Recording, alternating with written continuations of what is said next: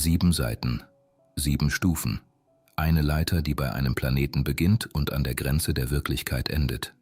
Mit jeder Seite wird die Macht größer. Sterne, Galaxien, Universen, Zeit, Naturgesetze. Bis am Ende etwas steht, das kaum noch wie eine Zivilisation wirkt, sondern wie ein Gott. Die Leiter wirkt vollständig, sauber geordnet, fast offiziell. Doch 4 dieser Seiten gehörten nie zum Original. Anderes Papier, andere Schrift, eine andere Idee von Macht. Der Mann, dessen Namen diese Skala trägt, schrieb nur 3 Stufen: Planet, Stern, Galaxie. Alles danach wurde später hinzugefügt. Wem gehören die letzten 4 Seiten? Und warum endet eine wissenschaftliche Skala plötzlich dort, wo Jahrtausende lang nur Religion begann? Fast jede bekannte Grafik erzählt dieselbe Geschichte. Typ 1, Typ 2, Typ 3, dann Typ 4, 5, 6 und 7. Die Stufen steigen sauber an. Die Zahlen wirken geordnet, als hätte Kardaschow eine Leiter entworfen, die von der Erde bis an das Ende aller Wirklichkeit führt. Doch genau das hat er nie getan. Um herauszufinden, wo die fremden Seiten beginnen, müssen wir zum einzigen Dokument zurückkehren, das tatsächlich von ihm stammt.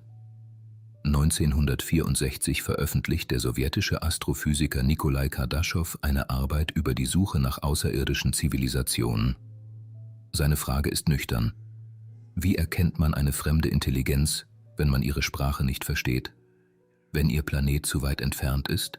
Wenn kein Raumschiff jemals bei uns ankommt? Kardaschow sucht nicht nach Botschaften über Kunst, Moral oder Religion. Er sucht nach einer Spur, die sich über kosmische Entfernungen bemerkbar machen könnte. Energie. Denn technische Aktivität kann messbare Veränderungen hinterlassen. Sie erzeugt Licht, Wärme, Strahlung. Vielleicht sogar Sterne, die sich nicht mehr so verhalten, wie es die Natur erwarten ließe. Sein Modell war keine Prophezeiung. Es war ein Suchinstrument. Und dieses Instrument hatte 3 Kategorien, nicht 7, 3. In Kardaschows ursprünglicher Arbeit lag diese Kategorie ungefähr auf dem energetischen Niveau der damaligen Erde. Spätere Darstellungen machten daraus eine Zivilisation, die Energie im Maßstab ihres gesamten Planeten nutzt. Atmosphäre, Ozeane, Sonnenlicht, Geothermie. Doch das würde sie nicht automatisch friedlich oder weise machen. Die Skala misst Macht über Energie, nicht Macht über sich selbst. Eine Typ-1-Zivilisation könnte Stürme umlenken, Ozeane kontrollieren und das Klima ihres Planeten regulieren. Doch dieselbe Macht hätte eine dunkle Seite. Ein einziger Fehler könnte nicht nur eine Stadt treffen, sondern das gesamte planetare System. Eine Zivilisation nutzt Energie im Maßstab ihres Sterns. Stell dir vor, Astronomen beobachten eine ferne Sonne. Jahr für Jahr wird sie dunkler. Nicht, weil sie stirbt, sondern weil jemand ihr Licht einfängt. Vielleicht durch Milliarden Kollektoren, die den Stern umgeben. Doch auch eine gewaltige Maschine kann Energie nicht einfach verschwinden lassen. Was sie nicht nutzt, muss sie als Wärme abgeben. Und genau diese Abwärme könnte verraten, dass dort nicht nur ein Stern leuchtet, sondern eine Zivilisation arbeitet. Eine technische Präsenz im Maßstab einer ganzen Galaxie. Milliarden Sterne, unzählige Systeme, Zehntausende Lichtjahre. Eine Zivilisation könnte die Struktur ihrer Galaxie verändern, ohne dass wir je eines ihrer Raumschiffe sehen. Bis hierhin ist die Logik eindeutig. Je größer die genutzte Energie, desto größer die mögliche Spur. Planet, Stern, Galaxie. Genau hier endet Kardaschows ursprüngliche Klassifikation, aber die Grafiken, die wir heute kennen, enden dort nicht. Auf späteren Darstellungen erscheint Typ 4, dann Typ 5, Typ 6 und schließlich Typ 7. Doch diese 4 Stufen bilden keine einheitliche wissenschaftliche Fortsetzung. Es gibt keinen einzelnen Autor, der Kardaschows Modell sauber vervollständigt hätte. In einer Darstellung kontrolliert Typ 4 die Energie des gesamten Universums. In einer anderen beginnt diese Stufe bereits bei mehreren Galaxien. Manche Versionen enden bei Typ 5, andere zählen bis 7. Und selbst dort bedeuten dieselben Zahlen nicht immer dasselbe. Es gibt also keinen verschollenen zweiten Teil, keine geheime vollständige Skala, keine offizielle letzte Seite. Die 7 Blätter unserer Akte sind nur ein Bild, eine Metapher für etwas, das beinahe unbemerkt geschah. Mehrere Ideen wurden zu einer scheinbar geschlossenen Leiter zusammengesetzt, Und mit jeder hinzugefügten Stufe veränderte sich nicht nur die Größe der beschriebenen Zivilisation. Die späteren Erweiterungen fragten nicht länger nur, wie viel Energie eine Zivilisation nutzt. Sie fragten plötzlich, wie nah Technik an Allmacht kommen kann. Typ Wir soll nicht mehr nur Sterne oder Galaxien beherrschen, sondern ein Universum. Typ 5 greift in manchen Darstellungen auf mehrere Universen zu. Typ 6 manipuliert nicht mehr nur Materie, sondern Raum, Zeit und vielleicht sogar die Naturgesetze selbst. Und Typ 7? Dort verliert selbst das Wort Zivilisation seine klare Bedeutung. Eine Zivilisation besitzt normalerweise Individuen, eine Geschichte, Ressourcen, einen Ort, vielleicht Konflikte, vielleicht gemeinsame Ziele. Doch die angebliche letzte Stufe wäre in manchen Versionen nicht mehr an Raum oder Zeit gebunden. Sie könnte Universen hervorbringen, Realitäten verändern, vielleicht sogar festlegen, welche Gesetze innerhalb einer Wirklichkeit gelten. Aber wie misst man den Energieverbrauch eines Wesens, das die Regeln der Energie selbst verändern könnte? Die Zahlen steigen weiter.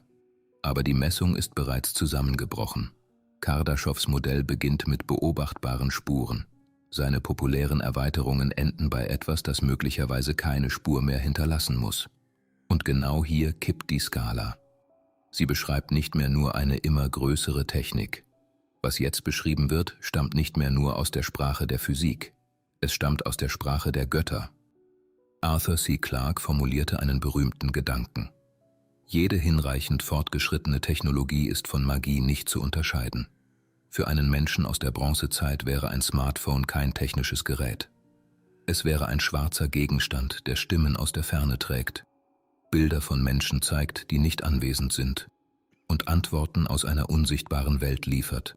Schon 3000 Jahre technologischer Abstand könnten aus einer Maschine ein Wunder machen. 1 Million Jahre könnten den Unterschied zwischen Technik und Natur für uns nahezu unsichtbar machen. Bei 100 Millionen Jahren Vorsprung würden wir ihre Maschinen vielleicht nicht nur falsch verstehen. Vielleicht würden wir sie überhaupt nicht als Maschinen erkennen. Ihre Eingriffe für Schicksal, ihre Sprache für Offenbarung. Und plötzlich führt die Skala nicht mehr nach vorn, sondern zurück, tief in unsere eigene Vergangenheit. Stell dir einen Menschen vor, der vor 5000 Jahren auf einer Ebene steht. Über ihm erscheint ein Licht. Es bewegt sich gegen den Wind. Es reagiert auf seine Stimme. Es zeigt ihm Bilder ferner Orte. Vielleicht heilt es eine Krankheit, die niemand sonst heilen kann. Dann verschwindet es. Welche Sprache hätte dieser Mensch, um das Erlebte zu beschreiben? Nicht Physik, nicht Genetik, nicht künstliche Intelligenz. Er hätte nur Bilder. Feuer am Himmel, Stimmen ohne Körper, Wesen, die erscheinen und wieder verschwinden. Und vielleicht ein einziges Wort: Gott. Das beweist nicht, dass alte Götter technisch überlegene Besucher waren. Aber es zeigt ein grundsätzliches Problem. Eine ausreichend fremde Technologie würde nicht automatisch als Technologie erkannt. Sie könnte als Teil der Natur erscheinen oder als etwas, das über der Natur steht. Und damit öffnet sich die gewagteste Frage dieses Videos. War eine gottgleich wirkende Intelligenz vielleicht schon einmal hier? In mesopotamischen Schöpfungserzählungen begegnet uns ein auffälliges Muster. Im Atrahasis-Epos tragen zunächst niedere Götter eine schwere Last. Sie graben Kanäle, bearbeiten das Land und schließlich rebellieren sie gegen ihre Arbeit. Daraufhin wird der Mensch geschaffen. Er soll die Last übernehmen und in eine Ordnung eintreten, die lange vor ihm existierte. Die Götter bleiben oben, der Mensch arbeitet unten. Und die Götter behalten Wissen und Macht für sich. Das Atrahasis-Epos ist kein technischer Bericht. Es erwähnt weder Raumfahrer noch genetische Eingriffe. In einer modernen spekulativen Lesart wird Formung aus Lehm zu biologischer Veränderung. Die Gabe des Wissens wird zu kontrolliertem Technologietransfer. Ein göttliches Verbot wird zu einer künstlich gesetzten Grenze. Erst wir verwandeln Lehm in Gentechnik, göttliches Wissen in Technologietransfer und Schöpfung in ein Labor. Der ursprüngliche Text tut das nicht. Das ist keine gesicherte Erinnerung.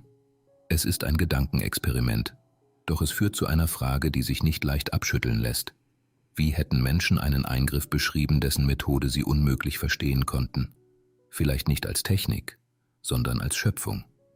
Doch dabei liegt der entscheidende Fehler vielleicht nicht nur in der Vergangenheit. Wir nehmen an, dass wir eine überlegene Technologie heute erkennen würden, dass sie metallisch wäre, künstlich, sichtbar gebaut, Aber vielleicht verrät diese Vorstellung mehr über unsere eigene Entwicklungsstufe als über eine Intelligenz, die uns Millionen Jahre voraus wäre.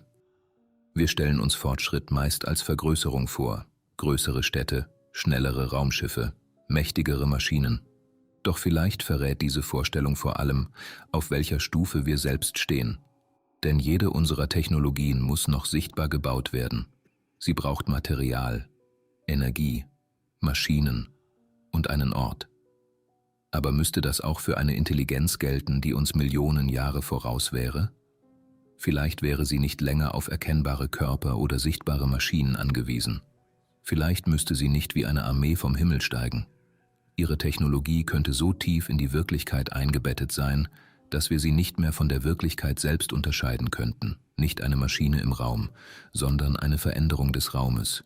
Nicht ein Gerät, das Naturgesetze nutzt, sondern ein System, das bestimmt, wie diese Gesetze wirken.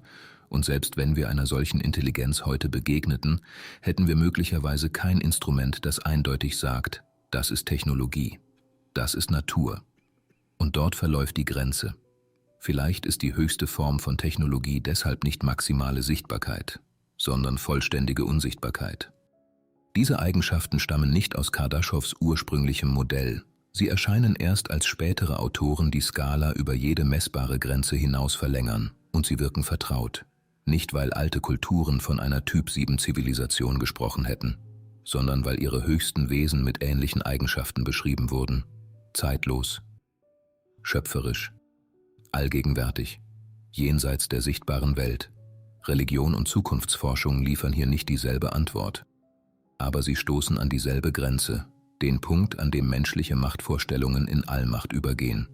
Die religiöse Sprache nennt sie Gott, die futuristische Sprache nennt sie Typ 7. Und beide beginnen dort, wo menschliche Erfahrung endet. Am Anfang lag eine scheinbar vollständige Akte vor uns. 7 Seiten, 7 Stufen, eine Leiter bis an das Ende der Wirklichkeit. Doch Kardaschow schrieb nur 3, Planet, Stern, Galaxie. Alles danach stammt von uns, von unserem Wunsch, die Leiter weiterzuführen. Über das Messbare hinaus, über Raum und Zeit hinaus, bis zu einer Intelligenz, bei der kein Unterschied mehr zwischen Technologie, Natur und Schöpfung besteht. Vielleicht wird keine Zivilisation jemals eine solche Stufe erreichen. Vielleicht ist Typ 7 schon als Idee widersprüchlich. Oder vielleicht waren Wesen, die unseren Vorfahren als Götter erschienen, keine Götter, nur alt genug, fremd genug und weit genug voraus. Doch die beunruhigendste Möglichkeit ist eine andere. Vielleicht erzählt Typ 7 überhaupt nichts über die Zukunft außerirdischer Zivilisationen. Vielleicht erzählt er nur, was Menschen tun, sobald sie hinter den Horizont des Messbaren blicken. Sie beginnen Gott zu zeichnen,